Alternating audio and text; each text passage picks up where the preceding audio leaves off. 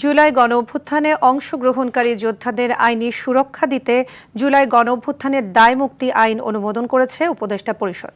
বিকেলে রাজধানীর foreign service একাডেমিতে সমসাময়িক ইস্যুতে আয়োজিত ব্রিফিংয়ে এ তথ্য জানান আইন উপদেষ্টা অধ্যাপক আসিফ নজরুল। তিনি বলেন, জুলাই আগস্টে অভ্যুত্থানকারীদের বিরুদ্ধে ফৌজদারি মামলা থাকলে তা প্রত্যাহারের সিদ্ধান্ত নিয়েছে অন্তর্বর্তী সরকার। এমনকি নতুন কোনো মামলাও করা যাবে না।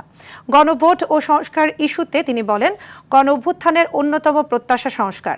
গণভোট নিয়ে সরকার সংস্কারের পক্ষে দাঁড়িয়েছে, কোনো দলের পক্ষে নয়। সাম্প্রতিক সময়ে ক্রিকেটাঙ্গনের আবহ ও টি-20 বিশ্বকাপে বাংলাদেশের অংশ নেয়ার বিষয়ে সরকারের আগের অবস্থানের পুনরাবৃত্তি করেন আইন উপদেষ্টা। বলেন, বাংলাদেশের ম্যাচগুলোর ভেন্যু শ্রীলঙ্কা হলেই খেলতে যাওয়া হবে।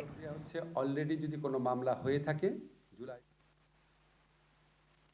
কমিটমেন্ট ছিল যে আমরা জুলাই গণঅভ্যুত্থান সুরক্ষা ও দায় নির্ধারণ অধ্যাদেশ আজকে ক্যাবিনেটে অনুমোদিত হয়েছে। এটা আশা করি আগামী 5-7 দিনের মধ্যে গেজেট নোটিফিকেশনের মাধ্যমে আইনে পরিণত হবে।